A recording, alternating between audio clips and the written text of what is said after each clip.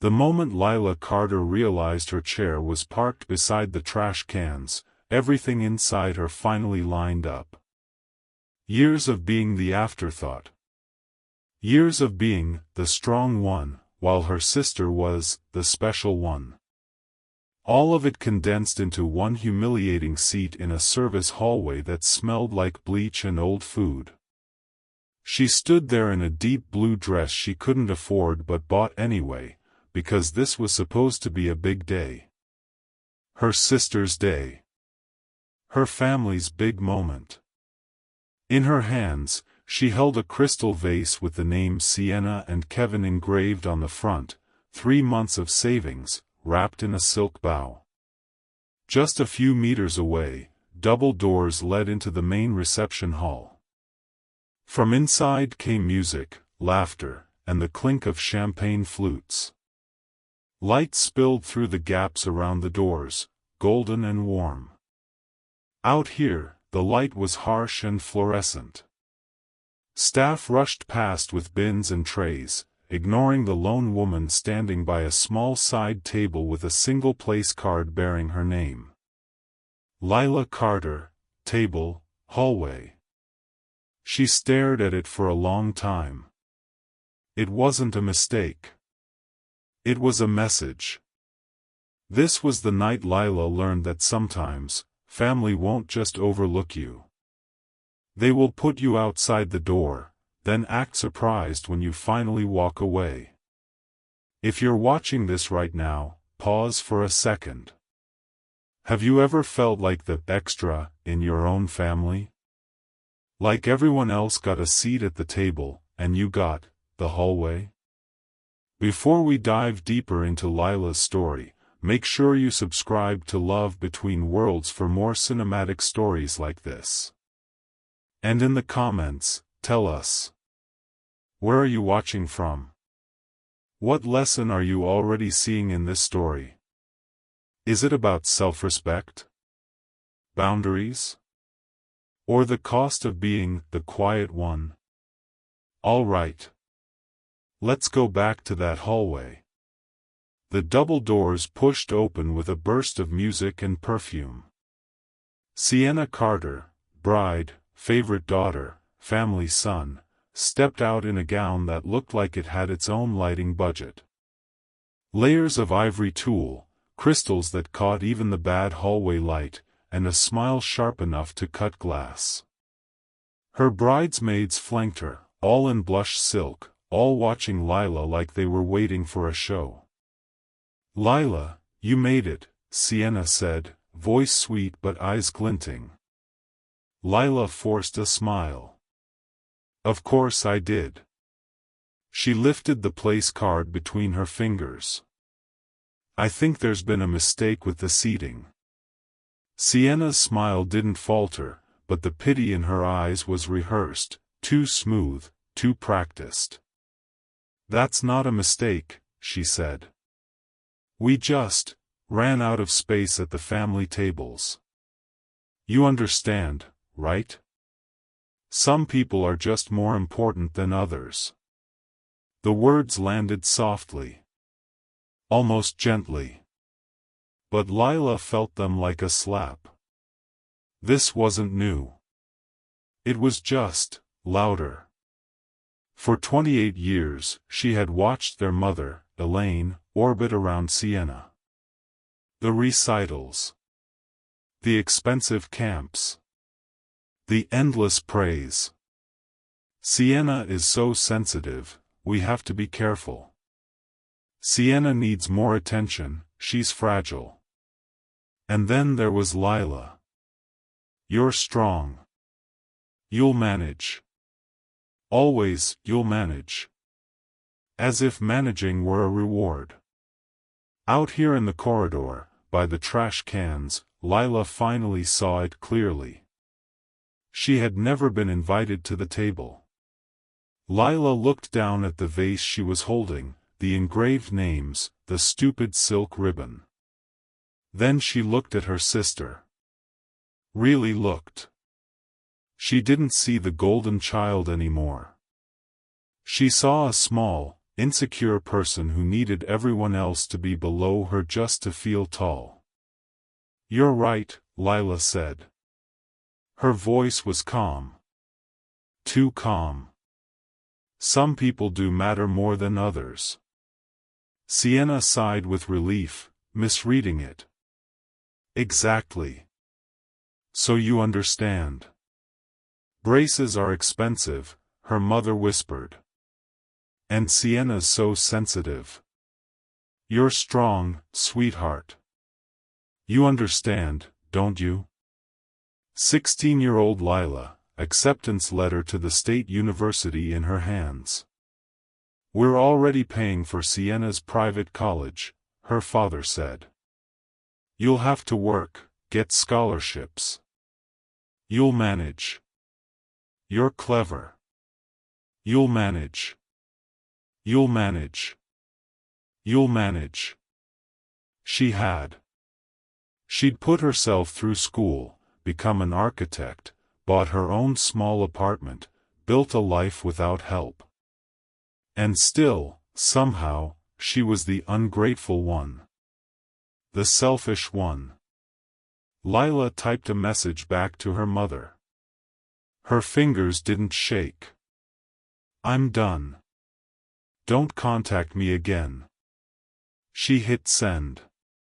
Then blocked the number before she could second-guess it. It felt like dropping a weight she'd been carrying for so long, she'd forgotten what her hands were for. One by one, she went through her contact list and did the same. Elaine blocked. Her father, Robert, blocked. The cousins and aunts whose messages were just extensions of her mother's voice, blocked. The list shrank. Sharpened. Only a few names remained. One of them was Amara Cole, her best friend from university. The only person who had texted. "Whatever happened, I'm on your side. Are you safe?" Lila called her. Amara answered on the first ring. "Where are you?" she demanded. "Are you okay? Do I need to come get you?" "I'm at a hotel," Lila said. "I walked out of the wedding." And then, for the first time, she told the whole story. The hallway seat. The trash cans. The words, "You don't really count." The walk. The calls. The messages. When she finished, there was a pause. Then Amara said, very simply, "Good." Lila blinked. "Good? I am so proud of you," Amara said. "I've been waiting years for you to stop trying to earn love from people who use you as a prop." "Was I blind?" Lila whispered. "How did I not see it?" "You weren't blind," Amara replied. "You were loyal. Those are not the same thing." Silence stretched between them, but it was gentle. "What are you going to do now?" Amara asked. "I don't know," Lila admitted. "I just know I can't go back to that." "Then don't. Come stay with me. Stay as long as you need." "But Lila, promise me something." "What?" "When they start calling again, crying, blaming, playing the victim, don't let them pull you back in. They're going to say you're tearing the family apart. But you didn't break this. They did. Years ago. Remember that." Lila closed her eyes. "I promise." By midday, she had checked out of the hotel and driven across town to Amara's small apartment. It wasn't fancy, but it was warm. Lived in. Full of plants, mismatched mugs, and the faint smell of coffee and cinnamon. Amara met her at the door in sweatpants and a messy bun, holding a takeaway cup. I brought the emergency latte, she said. Extra shot. No judgment.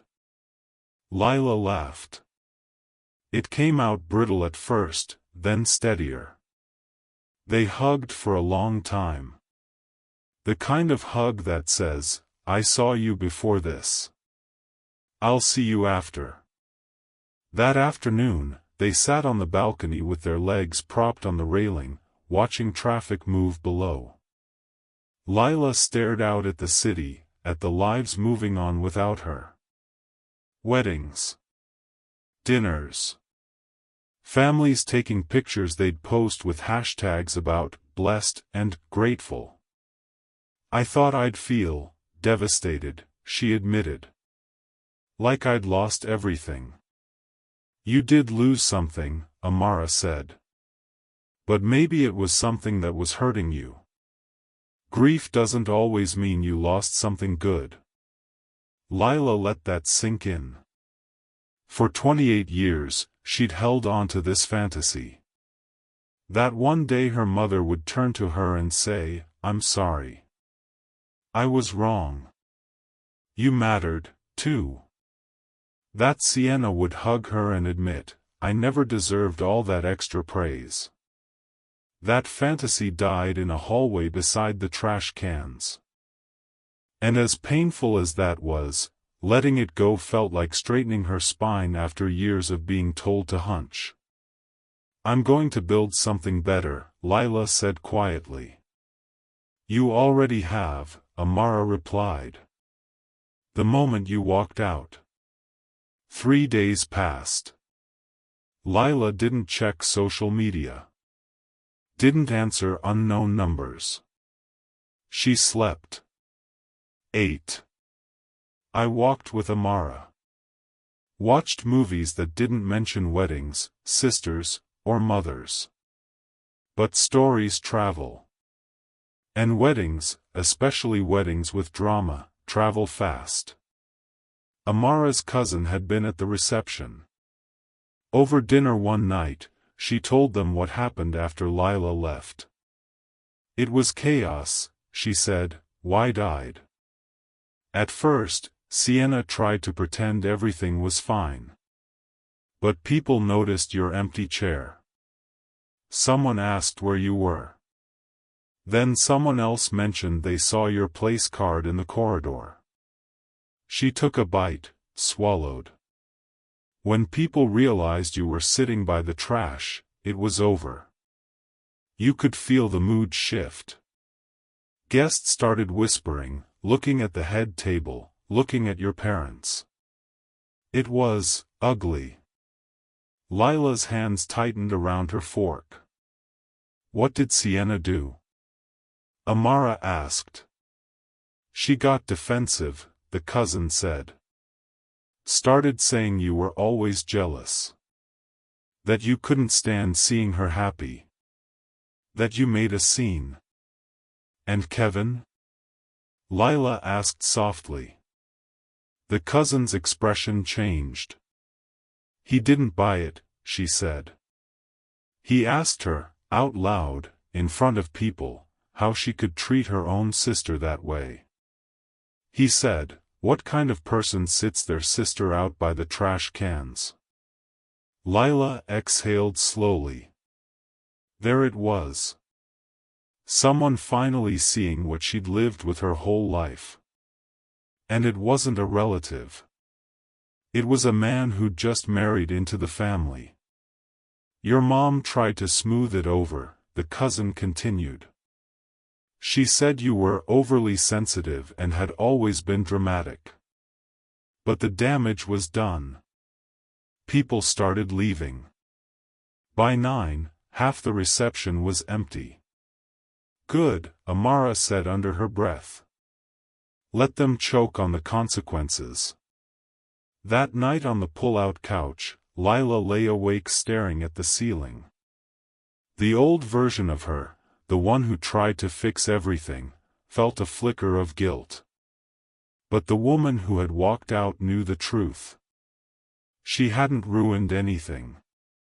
She had just stopped pretending. 2 days later, Lila went home. To her own small apartment with its cracked tile and second-hand furniture. It looks different now. Not like a waiting room where she hoped her family might someday visit. But like a space she could claim, finally, as hers. She moved furniture. Hung art she'd kept in the closet because her mother once said it was too loud. Painted one wall in a deep, bold wine red she'd always loved but been told was too much. Then Monday came. And with it, work. Lila was a mid-level architect at Kwan and Hartman, a reputable firm that treated her work with more respect than her family ever had. 5 years in, she was steady, reliable, the one who could fix messy projects quietly. She'd always kept her bolder ideas in a folder on her home desktop. Designs for sustainable housing. Concepts that made her heart beat faster. On Monday morning, she printed them. Her boss, Daniel Kwan, looked up as she knocked and stepped into his office. He was in his 50s, composed, sharp-eyed, the kind of man who noticed everything but rarely commented unless it mattered. "Lila," he said. "I heard about your sister's wedding." She braced herself. "Are you all right?" he asked. The question startled her. Not because of the words, but because of the way he asked it. Like he genuinely wanted to know. "I'm fine," she said. And then, surprising herself, actually, better than fine. He studied her for a moment, then nodded. "What can I do for you?" "I wanted to show you something," she said. She laid her designs on his desk. Page after page of careful lines, bold concepts, green roofs and light wells and communal courtyards. Kwan was quiet for a long time. He traced a line with his finger. Flipped a page back. Forward again. Finally, he sat back. "How long have you been working on these?" he asked. "Years," she admitted. "On my own time." He nodded slowly.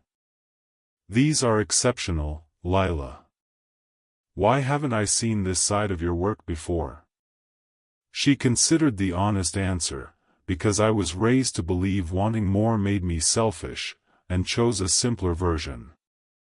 "I didn't think I was ready," she said. "Now I know I am." A small smile tugged at his mouth. "The Riverside development," he said. "The waterfront mixed-use project? I'm assigning you as lead architect." Her heart stumbled. "That's a flagship project." "It is," Kwan said. "And you're the right person for it. You've been playing small, Miss Carter. Time to stop." He rifled through his notes. "You'll be working with a contractor we trust, Jalen Price. He runs a build firm we've partnered with before. Strong communicator. Good eye. I think you'll collaborate well." Collaborate. Not obey. Not shadow. Collaborate. Lila walked out of his office with the Riverside file in her hands and something new in her chest. A sense that maybe, just maybe, the rest of her life didn't have to look like that hallway seat. That night, Amara dragged her out for dinner at a cozy bistro. "To new projects and new spines," Amara said, raising her glass. "To never sit by metaphorical trash cans again," Lila replied. They clinked glasses. And for the first time in weeks, Lila laughed without it catching on something sharp inside. Her phone buzzed halfway through the meal. Unknown number. She flipped it face down and took another bite.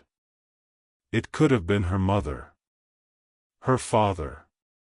Sienna. It didn't matter. Not tonight.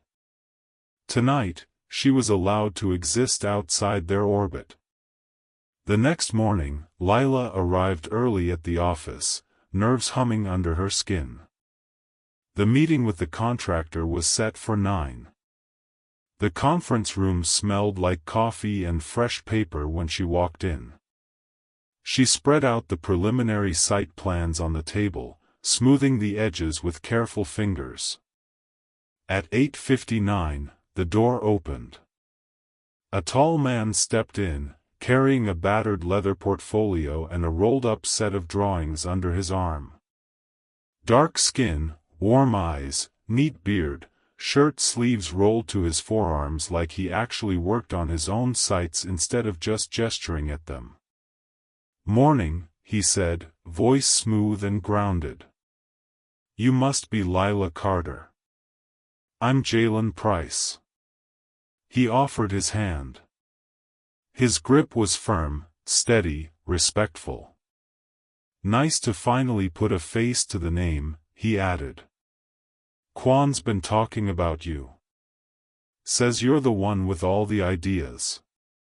Lila blinked. "He said that?" "He did," Jalen said easily. "I read your Riverside concept last night. The way you're using the river breeze for natural cooling? That's smart. And that courtyard layout, it's going to feel like its own little universe." People rarely talked about her work like that.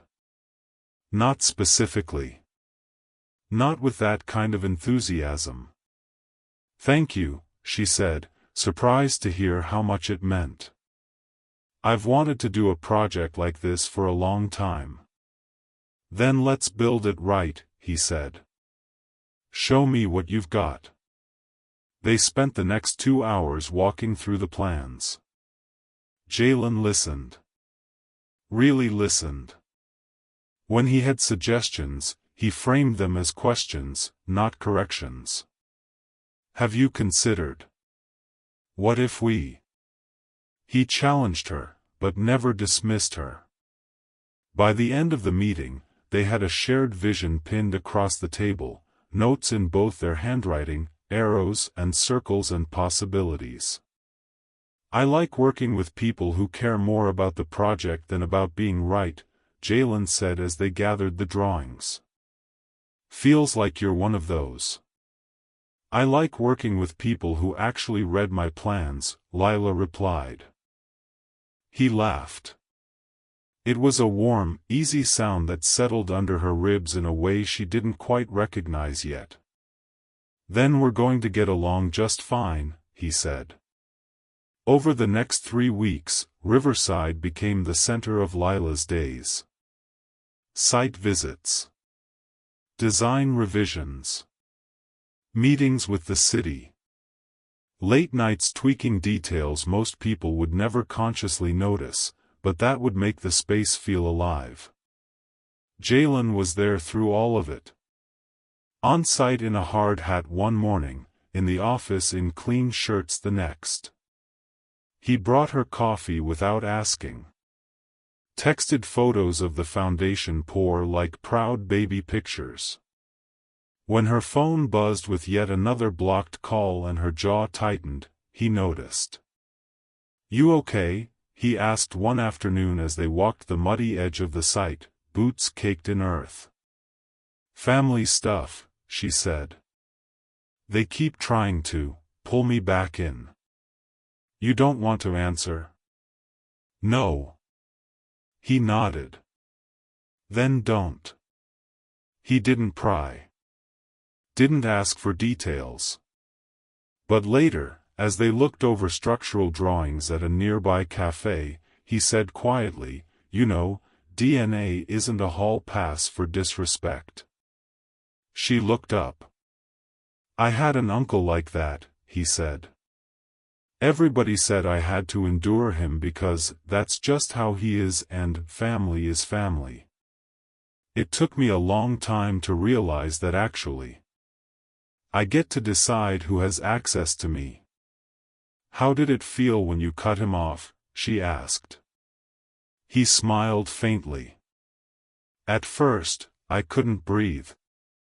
Then, like I was breathing for the first time, something in her chest loosened.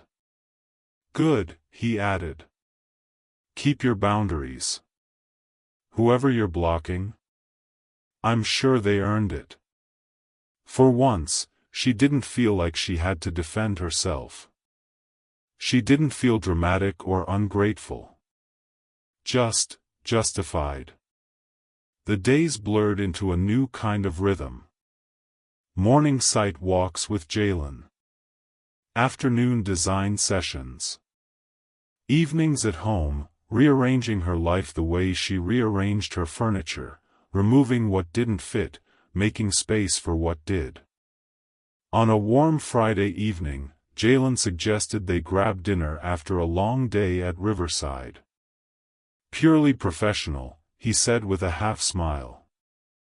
We can talk about schedules and budget over tacos. They talked about schedules and budget. They also talked about favorite buildings, childhood obsessions with Lego sets, the first time each of them had seen something they designed become real. So what pushed you to finally step up for Riverside? He asked between bites. Quan says you had this kind of work in you for years. Lila thought about a hallway, a place card, and a pair of trash cans. Let's just say I got tired of sitting where other people thought I belonged, she said. His eyes softened. That's a good reason. He didn't press.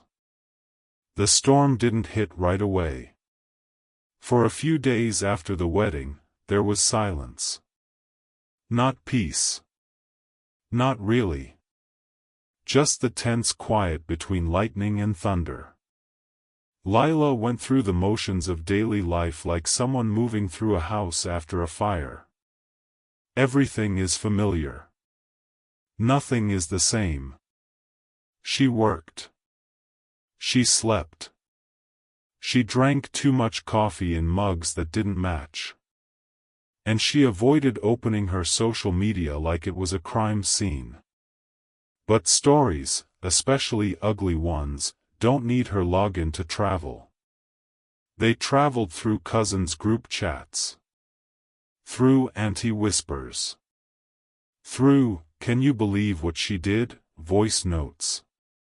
They finally found her through Amara. It was the third evening back in her own apartment. Lila sat cross-legged on her sofa, laptop open, Riverside plans glowing on the screen. Her phone buzzed. Amara. My cousin was at the wedding. Are you ready to hear what happened after you left? Lila stared at the message for a long beat. She took a slow breath, then typed back. Tell me. The call came seconds later. Lila put her phone on speaker, set it on the coffee table, and leaned back. The ceiling above her was plain, but right now it felt like a screen waiting for someone else's movie to play. Amara didn't waste time. So, according to my cousin, you leaving was like someone pulled the plug on the whole event. The narrator's voice lays over the scene, dry and calm. This is what they don't tell you about keeping the peace. Sometimes, the only thing holding peace together is one person quietly swallowing harm. On the other end of the line, Amara continued. At first, Sienna acted like nothing happened. Smiling, dancing, doing the happy bride routine. But your empty chair? People noticed. Guests glancing. Waitstaff whispering.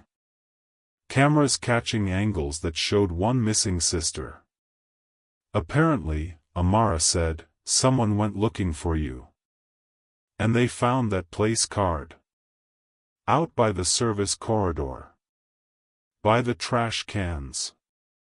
Lila's jaw tightened. There it was. The proof. It hadn't been subtle. It hadn't been a misunderstanding.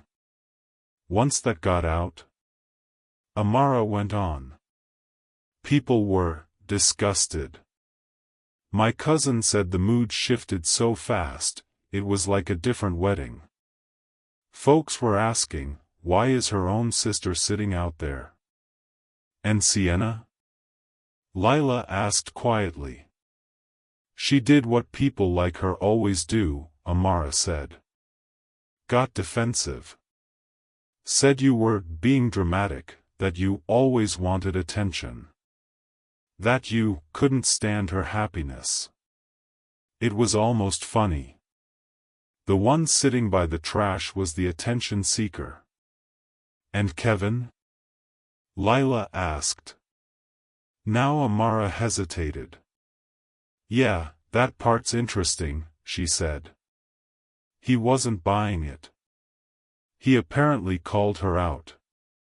In front of people.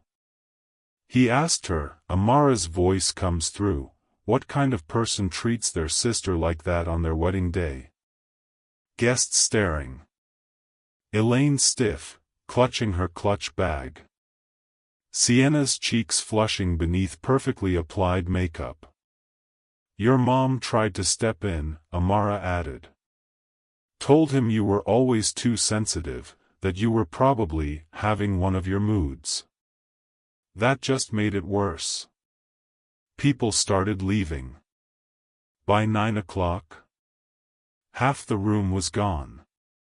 Silence settled in Lila's living room. Not satisfied. Not exactly. More like confirmation. She hadn't imagined the cruelty. She hadn't misunderstood. They're blaming you, Amara said gently. Just so you know. In their version of events, you ruined the wedding. Of course I did, Lila murmured. Easier than admitting they ruined me for years. The narrator's tone softens, but stays firm. If you're still watching, ask yourself something hard. Have you ever been called dramatic by people who never cared what it actually felt like to be you? If this story is resonating with you, take a second. Hit subscribe to Love Between Worlds so you don't miss the next parts of Lila's journey. In the comments, tell us, have you ever walked away from a situation that everyone said was your fault, but deep down, you knew it was self-respect? All right. Let's go back to Lila. She's about to start rebuilding.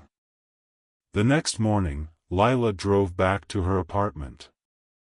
The building was the same, chipping paint, low hum of neighbors' televisions, someone playing music too loudly 2 floors up. But the way she walked through the lobby had changed. She wasn't the daughter waiting for her mother's occasional approval. She wasn't the sister hoping for a text that sounded like love. She was just Lila. And somehow, that had become enough. Inside, she opened the curtains wide, let sunlight flood across the worn hardwood, and studied the space like it was a new project. For years, she'd kept things neutral. Just in case. In case her mother visited. In case Sienna wanted to stop by. They never did. So she got to work. She shifted the sofa to the opposite wall. Pulled a rolled canvas from her closet, bright abstract strokes of crimson and gold, and hung it above the TV. Her mother had once looked at that painting and said, "It's a bit aggressive, don't you think?" Now, in her own home, it looked exactly right. She taped off one living room wall and painted it a deep, rich garnet. As the brush dragged across the surface, it felt like she was coloring in a part of herself that had been left blank on purpose. By late afternoon, sweat clung to her neck, paint flecked her arms, and the room looked like it belonged to someone who existed. She ordered takeout, sat on the floor with the container in her lap, and ate in silence. The quiet felt less like emptiness now. More like a breathing room. Work, meanwhile, became the opposite of quiet. Riverside was a beast: permits, materials, sustainability standards, neighborhood board meetings. But it was her beast. On Tuesday, she and Jalen met in the conference room again. This time, she walked in with more certainty in her stride. "Morning," he said, glancing up from his notes. "You look dangerous." She raised an eyebrow. "Dangerous?" "In a good way," he said. "Like you're about to tell a city council to sit down and look at your plans." "Funny," she said, sliding her laptop onto the table. "Because that's exactly what I'm doing at 2 o'clock. They smiled. And somewhere in the space between that smile and the next set of drawings, something shifted. Not loudly. Not with violins. Just a faint warmth that made the workday feel a little less like work. Over the next couple of weeks, they fell into a rhythm that felt almost like a partnership outside the job description. Site visits at dawn. Coffee at the small cafe on the corner. He always remembered she took no sugar, extra foam. Emails traded at midnight with subject lines like, "Wild idea, tell me if I'm crazy." He challenged her. He backed her. When a city inspector questioned her decision to widen the main stairwell unnecessarily, Jalen spoke up before she could. "She's right," he said calmly. "Flow matters. Safety matters. We're not squeezing this just to save a line item on the budget." The inspector folded faster than she'd expected. Later, in the parking lot, she said, "You didn't have to do that." He shrugged lightly. "Didn't realize supporting you was optional." One Thursday afternoon, as they wrapped up a long meeting, her phone buzzed again. Unknown number. Persistent. She sent it to voicemail and tucked the phone away. "You know that look you get?" Jalen asked, collecting his notes. "What look?" "The one where you're still in the room, but your soul just stepped outside for a scream." She almost laughed. "That's my family," she said. "Or people acting on their behalf." "You don't owe them answers," he said. She held his gaze. "You really believe that?" "I had people telling me for years that blood means you have to tolerate anything," Jalen replied. "I learned the hard way, I'm not a hostage." The words landed with almost physical weight. She wasn't a hostage either. Not anymore. The first time things moved from strictly professional to something else, it wasn't dramatic. No rainstorm. No spontaneous declaration. It was dinner. After a long day on site, Jalen glanced at his watch. "You ate?" "Not since a tragic granola bar at 10, she said. "There's a Jamaican spot 2 blocks from here," he said. "Amazing jerk chicken. We can go over the updated structural schedule so I can pretend this is still work." She hesitated. The old version of her, raised on rules about propriety and "what will people think," whispered that this was too familiar, too soon. The new version of her remembered sitting by the trash cans in a dress she'd bought to look like she belonged. "I'm hungry," she said. "Let's go." At the restaurant, they did talk about Riverside. Timelines. Materials. The logistics of installing rooftop gardens without blowing the budget. Then they didn't. They talked about the first places that ever felt like home.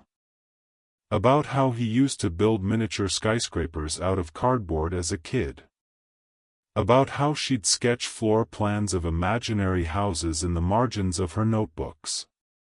"Did your parents support the architecture thing?" he asked. She thought of Elaine's voice. Architecture? Isn't that unstable? Sienna needs something secure to fall back on. They supported it when it was convenient to brag, Lila said. Not so much when it came to paying tuition. Jalen nodded. Mine wanted me to be an engineer.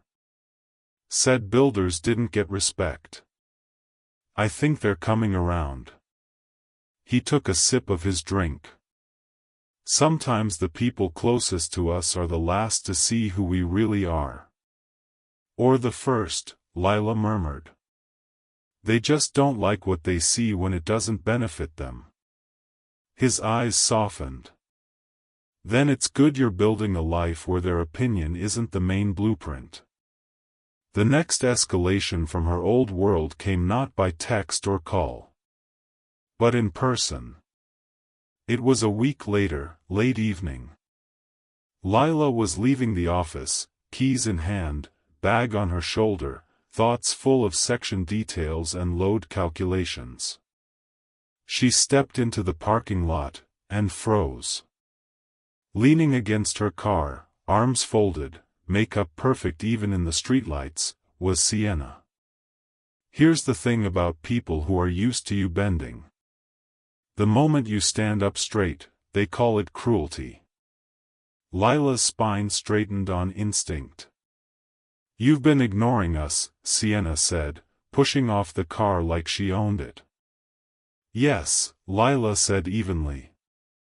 Accurate observation. You blocked Mom. You blocked Dad. You blocked me. That's also correct. Sienna scoffed. So this is just who you are now? Cold? Childish? Lila walked around her to the driver's side door. I'm busy, Sienna. Say what you came to say. Her sister stepped in front of the door, blocking it, eyes flashing. You made your point, Sienna snapped. Okay. Everyone's talking about it. Kevin barely speaks to me. Mom is a mess. The whole family thinks I'm some kind of monster because you chose to make a scene. Are you happy now? There it was again. The rewriting. The shifting of blame. This isn't about making you look like anything, Lila said. You did that yourself.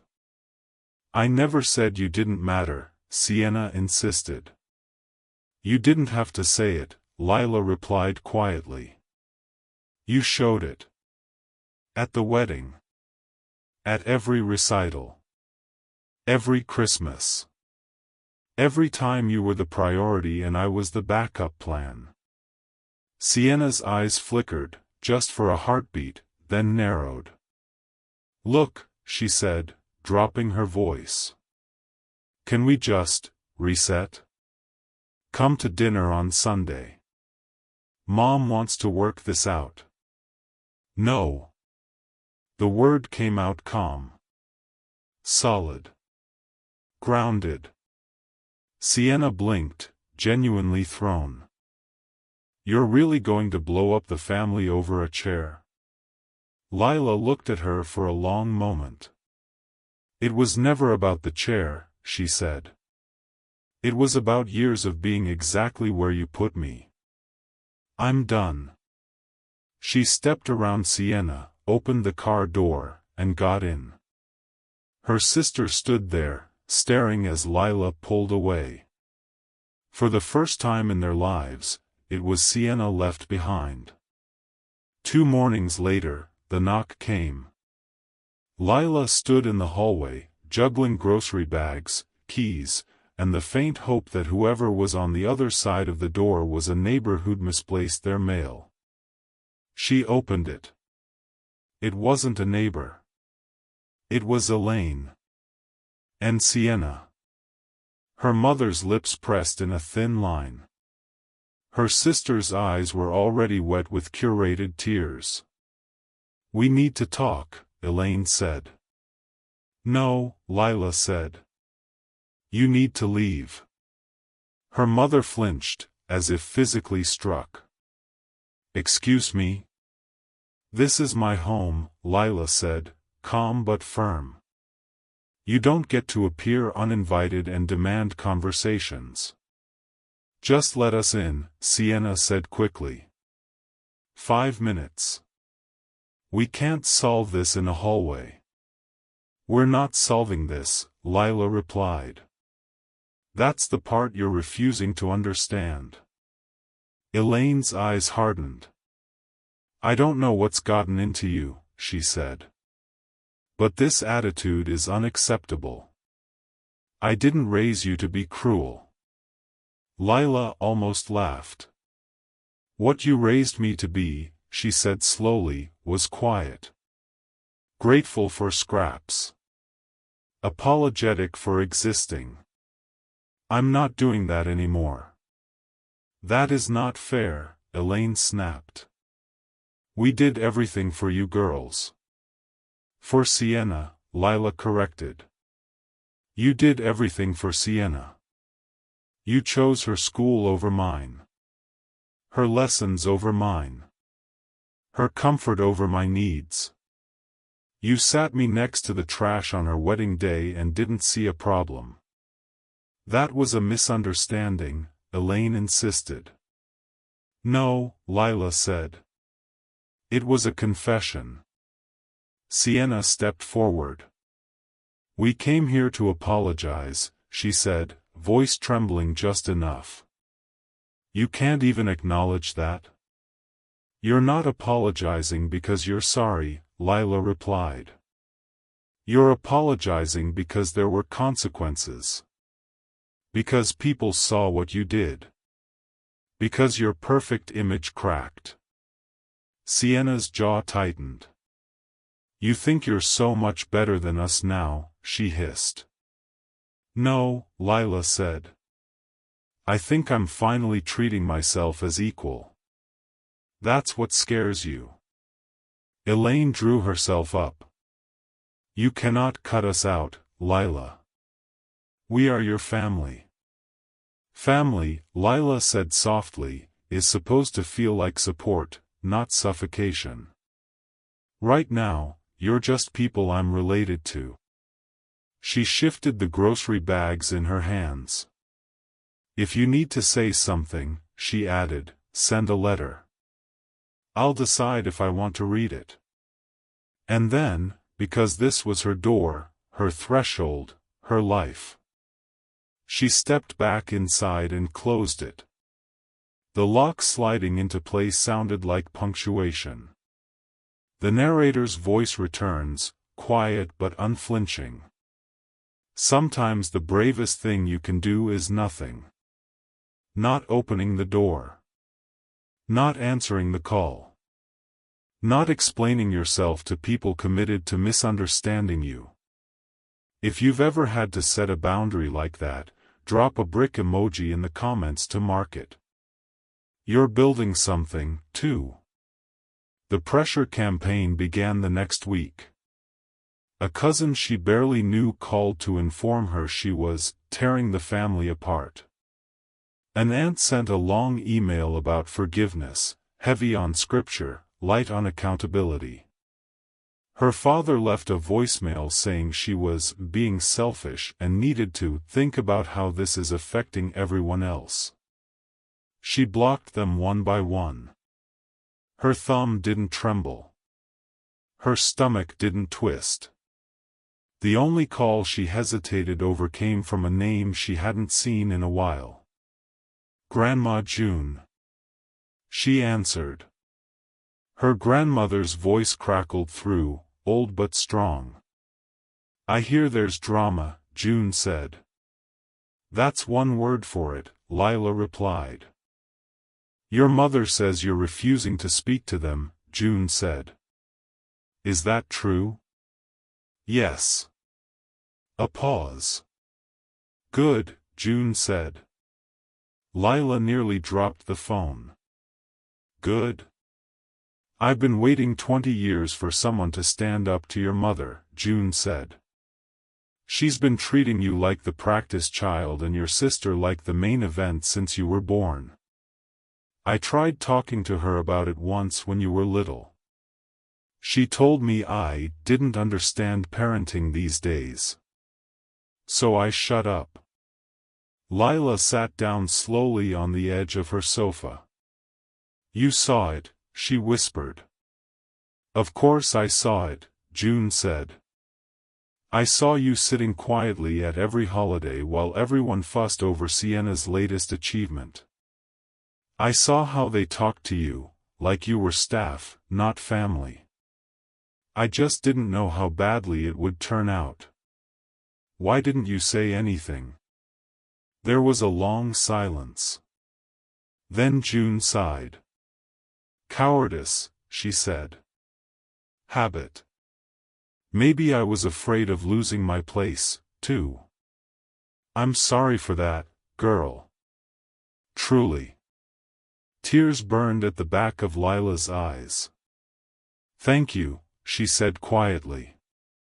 I'm not asking you to make peace with them, June said. You do what keeps you sane.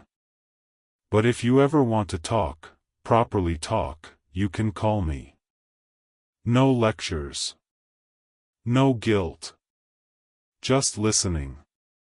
I'd like that, Lila said.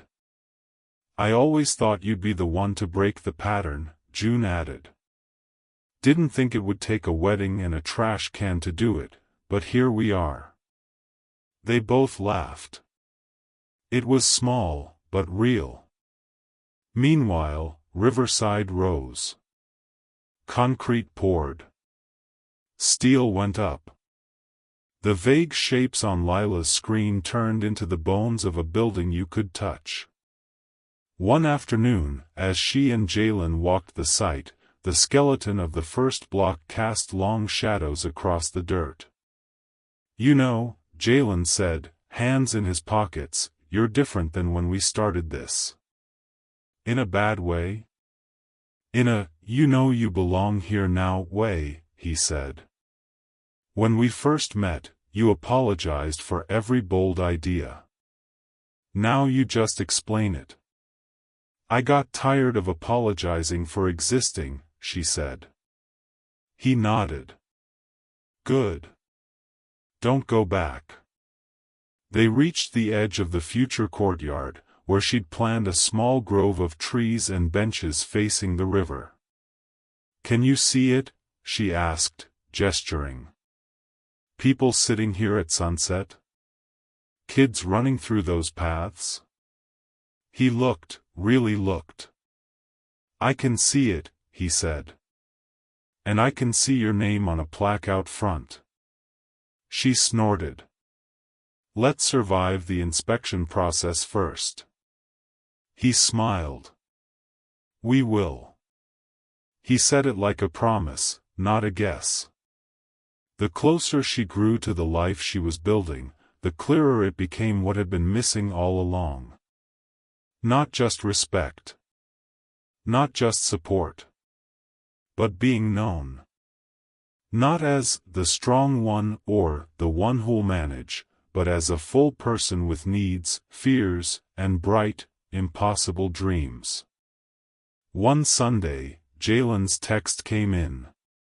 Family dinner at my mom's. Nothing fancy. Loud, good food, a lot of opinions. Want to come? Her first instinct was to say no. She could handle blueprints and developers and inspectors. But someone else's family? Then she caught herself. The part of her that always tried to stay small, to not intrude, was still wired to her parents' house. This was something new. "Yes," she typed. "I'd like that." His mother's house sat on a quiet street lined with old trees and kids' bikes dumped on lawns. Lila stood on the sidewalk for a second, smoothing the skirt of her red dress, and wondered if she'd made a mistake. Then the door flew open. A woman in her 60s with Jalen's eyes and a floral apron stood in the doorway. "You must be Lila," she said, smiling so widely her cheeks creased. "I'm Ava. Get in here. We started dinner without you, but only because Jalen said you're always working." "Yes, hi." She didn't finish.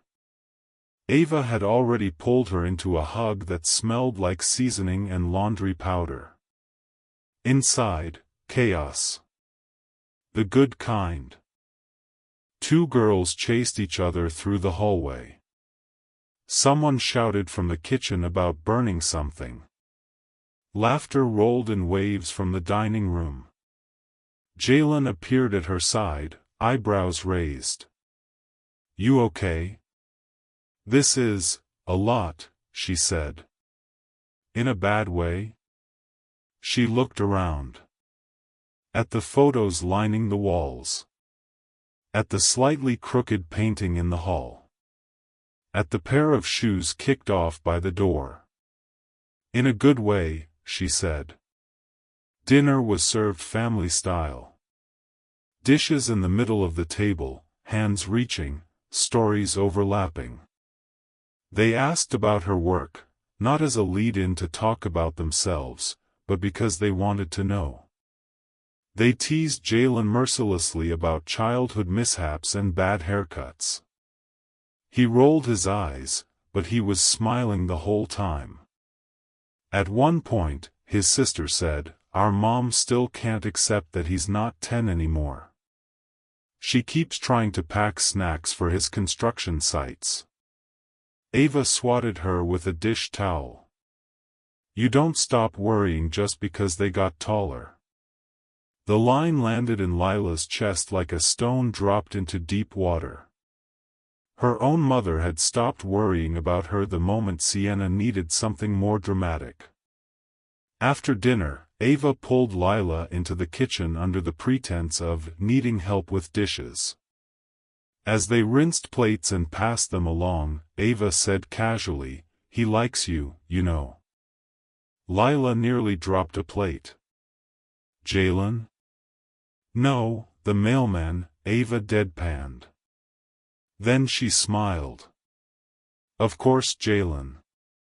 He doesn't bring just anyone here. Work people?" "Sure. But you," she shrugged. "You're different." Lila swallowed. "We're taking it slow. I'm still healing." Ava nodded. "Good. Take your time. A man who's worth it won't rush you." In the living room, one of the nieces shouted with laughter. Someone turned the music louder. "This," Ava said, gesturing toward the noise, "is what family is supposed to be. Not perfect. Not easy. But safe. I hope you feel that here." Later, out on the back porch with Jalen, watching kids play in the yard, Lila said, "Your mother is something else.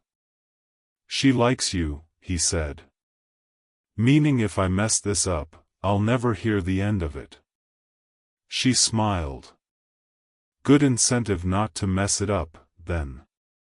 He grew quiet. The evening air settled around them, gentle and warm. "I meant what I said," he said finally. "I like working with you. Anne. I like you." The words didn't feel heavy or rushed. They felt like someone walking a beam they knew would hold. "I like you too," she said. More than I was planning to. He turned to face her. I know you're still getting used to choosing yourself first. I don't want to be another person who asks you to shrink so I can fit. So whatever pace you need, I'll match it. Her chest tightened, not with panic, but with something like gratitude. I spent years in a family where my needs never factored, she said softly. This feels new. It should have been normal, he replied. But we work with what we've got. He reached for her hand. Didn't take it. Just offered. She slid her fingers into his. Okay, she said. We'll work with what we've got. That night, back in her own bed, Lila stared at the ceiling again. Only this time, she wasn't replaying arguments or drafting imaginary comebacks. She was replaying a kitchen full of dishes and Ava's easy warmth. Jalen's hand on hers. The feeling of being in a family space where no one expected her to disappear to make room for someone else. She had lost something. That was true. But she was starting to see what she was gaining. 2 days later, a bouquet arrived at her office.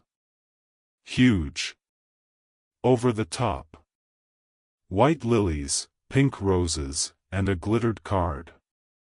Her colleagues circled like sharks smelling tea. Secret admirer, one of the interns asked. Lila opened the card. We need to talk.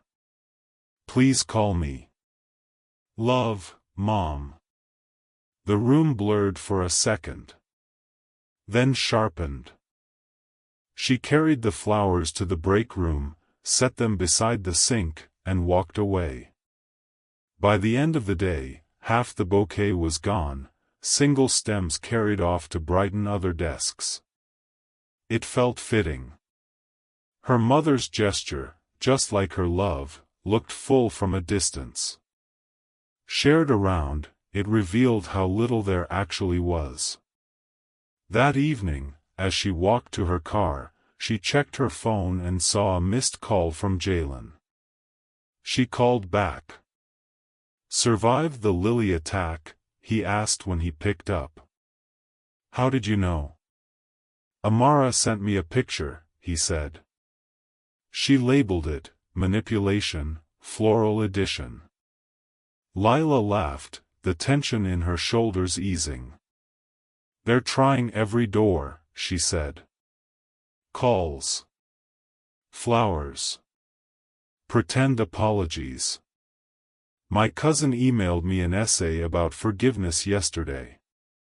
And what did you do? Blocked her, Lila said.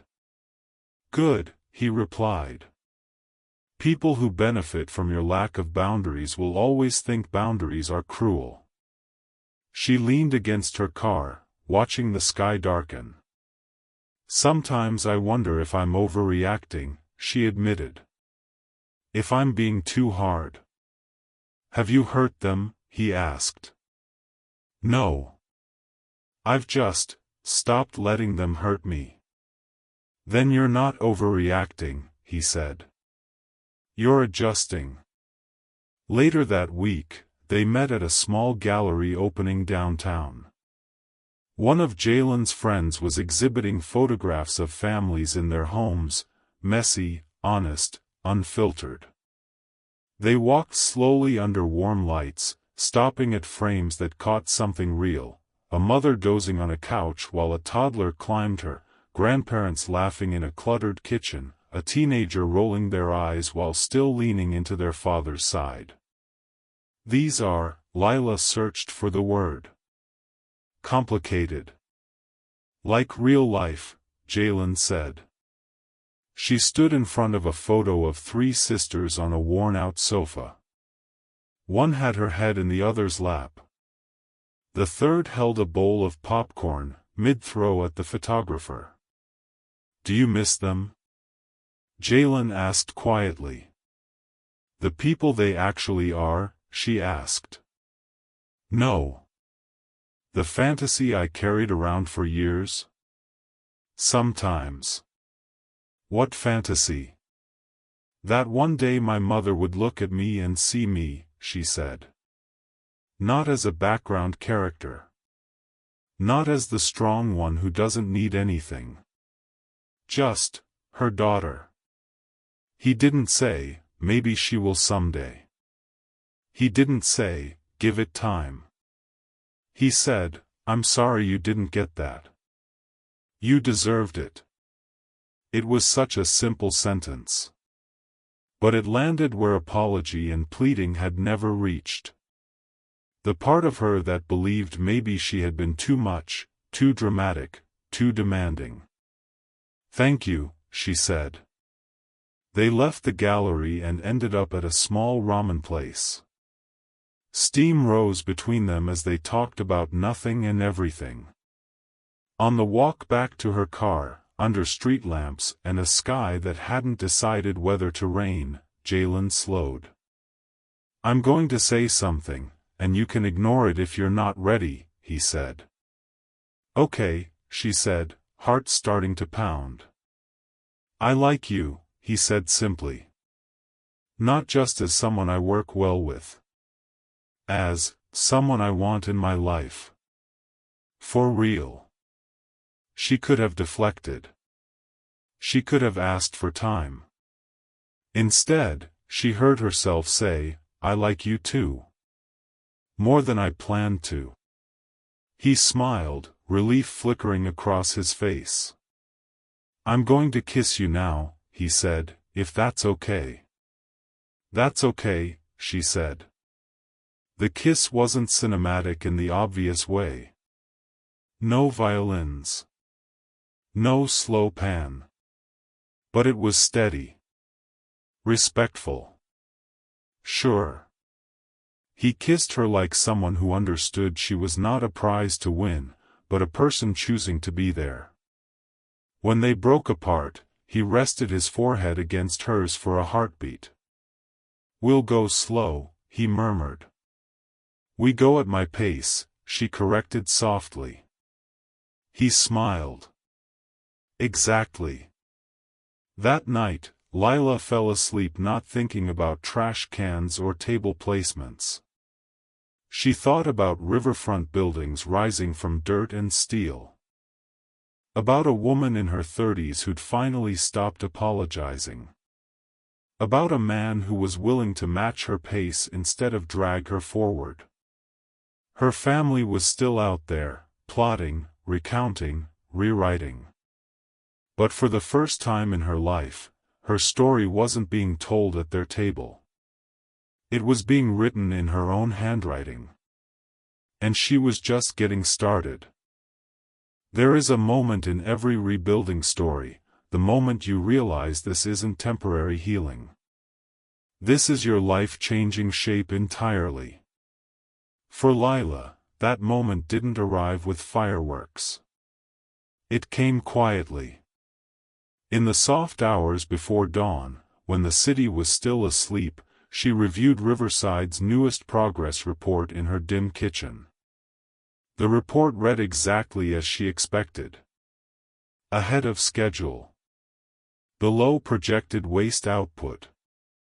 Exceeding sustainability benchmarks.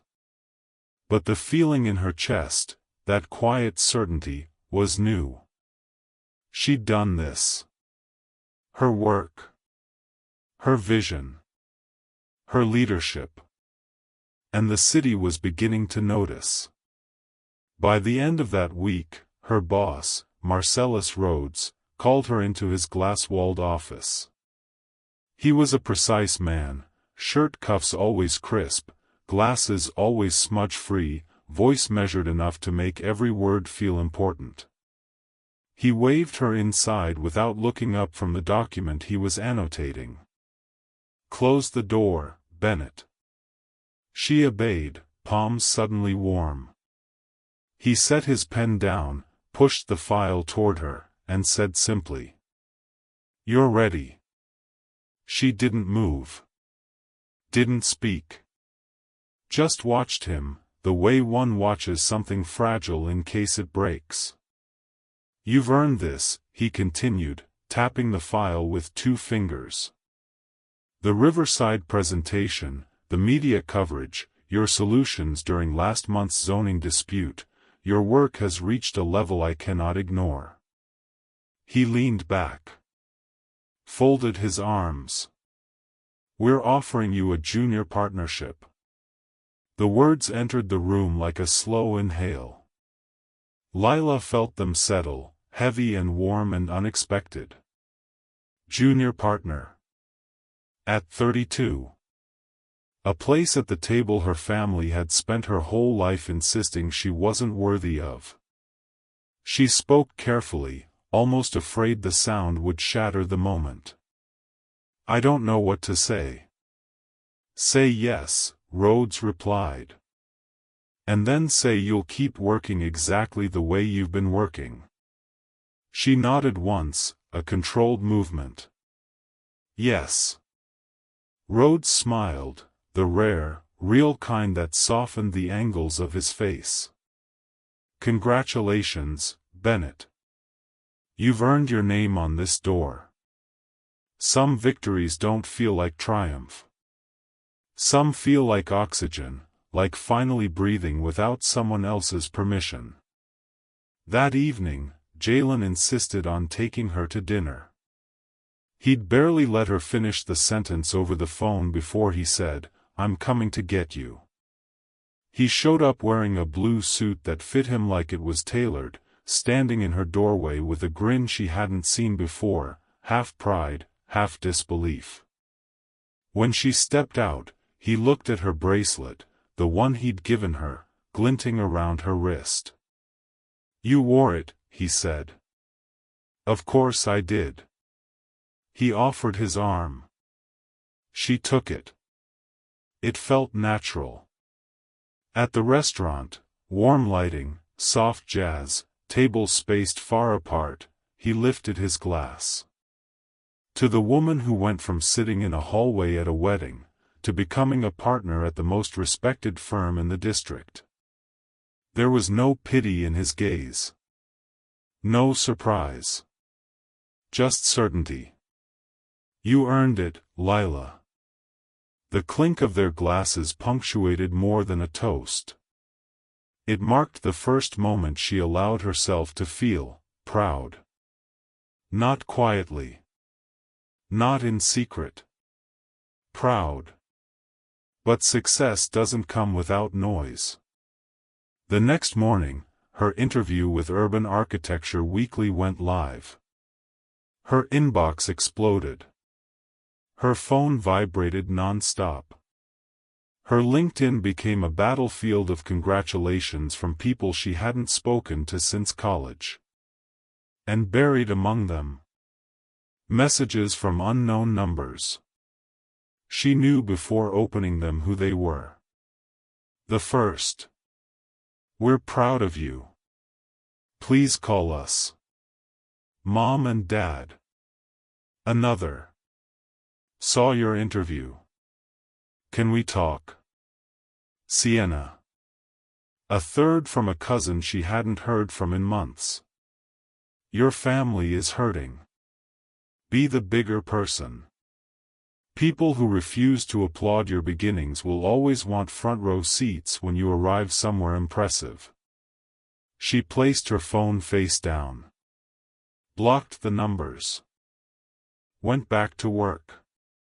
At lunchtime, she found Marcellus waiting outside her office. You have a visitor, he said. Downstairs. Says she knows you. I can send security if. It's fine, Lila said. She knew exactly who it was. She descended the stairs slowly, preparing herself for the inevitable storm. In the lobby, near the glass doors, stood her mother. Impeccably dressed. Expensively composed. Holding a glossy gift bag like a peace offering. Lila, her mother breathed, relief flooding her face. Finally, Lila stopped several feet away. "What are you doing here?" she asked. "Celebrating you," her mother replied with rehearsed brightness. "Your father and I saw the article. You looked beautiful. And so professional. We're proud," Lila finished. Her mother nodded eagerly. "Yes, proud. So proud. Why wouldn't we be?" Lila stared at her. At the woman who had spent years praising one daughter while dismissing the other. At the woman who had seated her by garbage cans on the most visible day of the family calendar. At the woman who had crafted her apologies like PR statements, not remorse. "You're proud now," Lila said softly. "But where were you when I needed you proud then?" Her mother blinked. "Wrong question. Wrong challenge." "I don't want to fight," her mother said, voice thinning. "I want my family back." "You want the image of family," Lila corrected. "Not the work of it." "You're being dramatic," her mother hissed. There it was. The familiar refrain. The old script. Lila exhaled, steady and unshaken. "This conversation is over. Lila. I'm not going back," she said. "Not to the role you created for me. Not to the version of myself you preferred. And not to a family that only remembers me when it looks good." Her mother's expression cracked, anger, disbelief, insult simmering beneath foundation and setting spray. "You can't do this," she whispered. "I already did." Lila walked away. Security didn't have to escort her mother out. Her mother left on her own, spine rigid, gift bag unopened, the world's smallest defeat hidden in her designer heels. That night, she expected the guilt to come. It didn't. Instead, she cooked dinner with Jalen in her apartment, an easy rhythm they developed without planning. He chopped vegetables. She stirred a pot. They moved around each other like a home with two architects building something unseen. "I'm proud of you," he said, taking her hand when they sat down. "Not for the promotion. For holding your ground." She let out a breath she didn't realize she'd been holding. "It's strange," she said. "I thought confronting them would feel wrong. Or cruel." "And it doesn't?" he asked. "No. It feels honest." The next week, Riverside reached its most visually striking milestone, the installation of the waterfront facade. Lila stood on site beside Jalen, hard hat on, boots sinking slightly into the soil. Her building, her design, rose in clean angles against a late summer sky. "The line of that south elevation," Jalen murmured, almost to himself. "You should be proud." "I am," she said quietly. And she meant it. This time, without hesitation. The grand opening came sooner than expected. A crisp October evening. Strings of lights. Soft music. City officials, investors, reporters. Rhodes gave the opening speech, but everyone knew who they were here because of. When he called Lila to the podium, she took a steady breath and stepped forward. The crowd quieted. And there she was. The girl who once sat beside trash cans. Now standing beneath spotlights. Owning a stage she built with her bare hands. She spoke not loudly but with clarity. About sustainable design.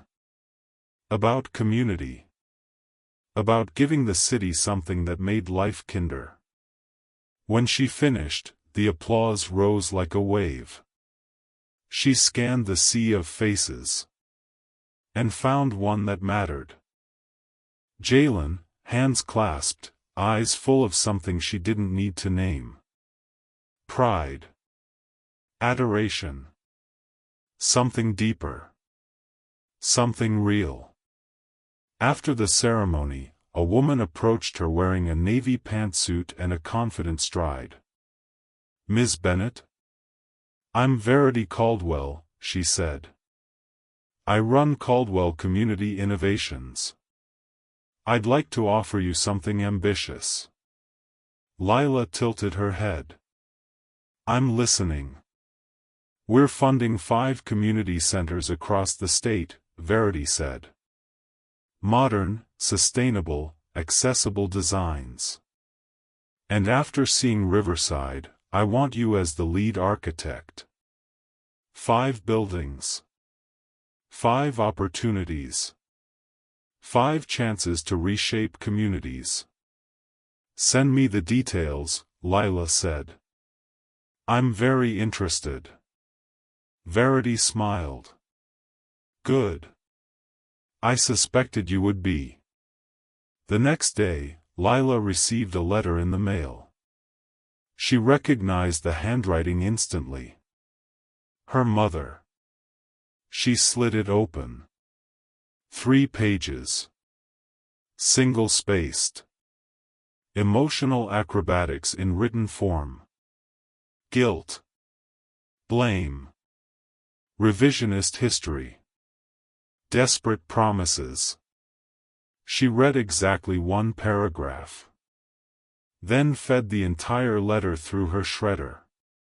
Strip by strip, the guilt turned into recyclable confetti. She didn't save a single piece. But the final blow from her former world came not from her mother, but from Sienna. A text from another unknown number, vibrating softly on her nightstand. "I know you blocked me. I'm sorry. Everything is falling apart. I don't deserve your forgiveness, but I'm asking for a chance. Please. Sienna." Lila read it once. She felt nothing. Not anger. Not empathy. Just truth. Jalen sat beside her on the couch, reading her expression carefully. "How do you feel?" he asked. "Like she still wants something from me," Lila said. Not understanding what she took. "Are you going to respond?" "No." She deleted the message. Blocked the new number. Set her phone down like placing a stone in its final resting place. Weeks passed. Autumn settled over the riverfront with gold leaves and sharp breezes. Riverside officially opened to the public. Families walked through the courtyard she'd designed. Children traced the curved railings she'd fought to keep in the budget. People lived in the spaces she once only imagined. She visited the site often, sometimes with Jalen, sometimes alone. And every time, she felt it. A life she built. A future she owned. A worth no one could take. Winter crept in early. But inside Lila's home, warmth spread easily now. Her friends filled the rooms with laughter. Her colleagues discussed projects over wine. Jalen cooked dinners that turned into slow dances in the kitchen. Her life grew full. Not because she forced it, but because she made space where shadows once lived. One snowy evening, Jalen paused while washing dishes. "I bought something," he said without turning. Lila dried her hands slowly. "What kind of something?" He reached into the pocket of his flannel shirt and placed a small box on the counter. She stared at it. "Before you panic," he said, raising both hands, "it's not a proposal. Not yet." Her breath released in a trembling laugh. "But I want you to know," he added softly, "that when the time is right, I already know my answer. And I wanted you to know I'm here. I'm staying." She picked up the box with gentle fingers. Inside, a ring. Simple. Beautiful. A promise, not of ownership, but of partnership. She closed it and placed it back on the counter, then wrapped her arms around him from behind, pressing her cheek to his back. "When you ask," she whispered, "the answer will be yes." He closed his eyes. And in the quiet of her kitchen, something settled between them. Solid, real, unshakable. On the 1-year anniversary of the wedding she walked away from, Lila stood in the doorway of her new home. A home she designed. A home she bought. A home filled with people who chose her, not out of obligation, but out of love. Her chosen family celebrated around her. Amara is laughing in the living room. Rhodes discussing new projects. Jalen's nieces chasing each other down the hall. Ava brings in a pie shaped like a building, because why not? This was family. Not the one she came from. The one she built. The one she deserved. Her phone buzzed on the counter, another unknown number. She didn't check it. I didn't care. Instead, she stepped into the room full of warmth and light and people who saw her. Who valued her. Who celebrated her victories as if they were their own. Her revenge wasn't spite. It wasn't a confrontation. It wasn't a spectacle. Her revenge was living well. Her revenge was peace. Her revenge was joy. She didn't need a seat at the table she'd once begged to join. She had built her own. And everyone at it was exactly where they chose to be.